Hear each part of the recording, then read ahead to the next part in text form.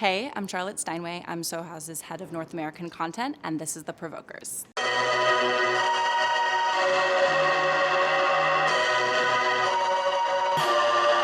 Mother lover, you gon' love this. Graduated from a rebel to a revolutionary in my area, they love this. I'm a wreck it like I'm revving the engine, heaven's ascension, every dimension, give me attention. Look at my soul, look at my heart, look at my hope. Got the world on my back, but I carry it though. Tell him God got my hand, I got the truth.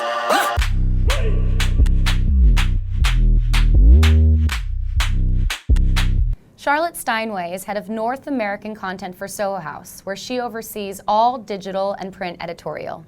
Charlotte leads a team of editors, copywriters, and photographers across Soho House markets in New York, Los Angeles, Miami, Toronto, and Chicago. She believes in the power of sharing remarkable local stories that translate globally. Charlotte lends us her insight into the brand and her process in delivering provocative, culture-enriching content for a global audience. I really think it's important that our content is driving the culture forward.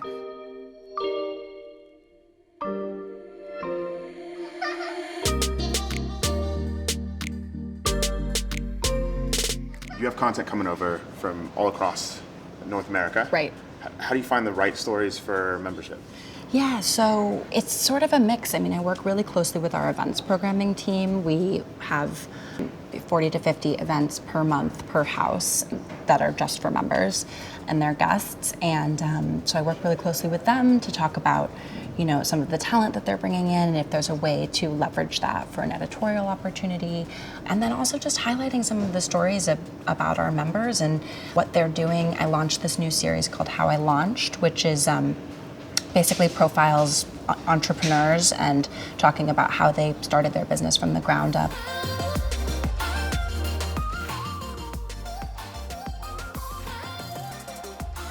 We hear a lot about content creation from in-house or from outside partners. Right. Talk to me about your guys' approach.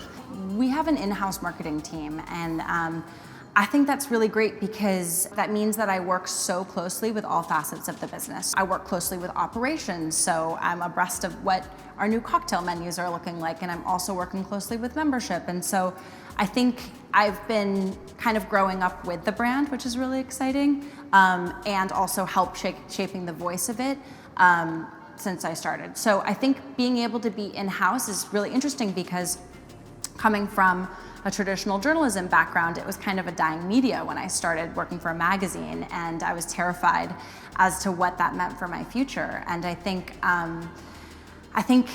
it's been so cool because there's been this pivot where content has become key, both on the agency level as well as in-house. And that's something that was totally unanticipated, and I kind of thought I would be out of a job. And it's actually been quite the opposite. Content has been something that's really a marketing tool. And it's interesting to see how people approach it from the agency side as well as in-house, because I think there are pros and cons to both. How do you want your content to impact culture? On one hand, I really think it's important that our content is driving the culture forward.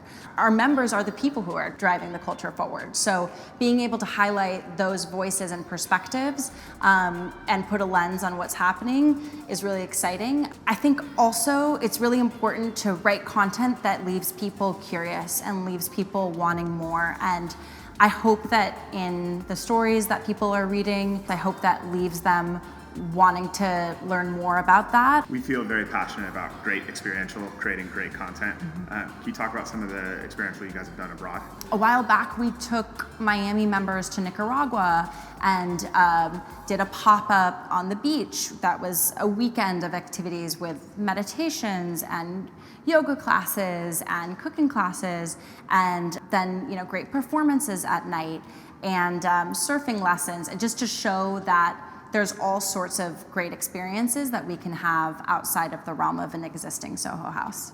Talk about the vision of Soho House. At the end of the day, it really is about community. And, we want to provide a space, both physical and metaphorical, for members to create community and network with one another, a space for relaxing, a space for working, a space for meeting people who are all of like-minded creative pursuits. And it's just something that we've been doing for so long that I think the more openings that we have, the more we can bring to a new city because we're using that city as our lens to integrate into any opening that we have. What advice would you give to other brands? To have a very clear point of view. I think that's really important, and I think it becomes very apparent when you don't have a strong point of view. I think also just being authentic at the end of the day, and that's why I love what I do, because I'm not the one telling the stories, I'm talking to the people who are telling the stories. So I think as long as you incorporate people who feel authentic to the space and feel authentic to the brand, then it naturally will be a good fit.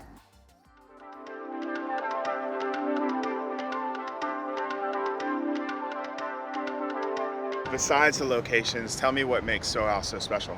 I think it really comes down to the people. I think all the way from the membership, which includes creatives from a multitude of disciplines who are at the top of their field or doing some of the most innovative things out there, to the staff who always try to treat every member with a sense of comfort, making it feel like they've come home. The membership team is so skilled at what they do, and by speaking with the teams and kind of mining for stories across all of the different creatives that we have, it just makes me really excited to come to work every day and really excited to go to a Soho House. Tell me a little bit about Soho Warehouse.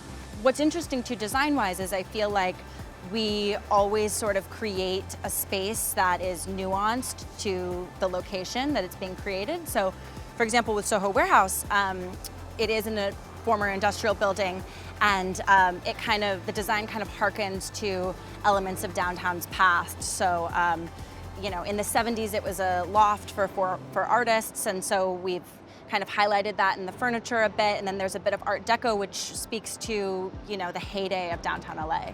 So I think it really comes down to being a value add for the membership. I feel really fortunate because I've worked a lot of places, and this is far and away the place I've worked that has the highest engagement amongst members. I'm used to having sub 2-digit open rates, and it's definitely not the case here, because I think our members look at the content as a way to find out about the events that are happening, find out about other members, look at it as another way to network with people, and it goes back to the same thing about building community outside of a brick and mortar space.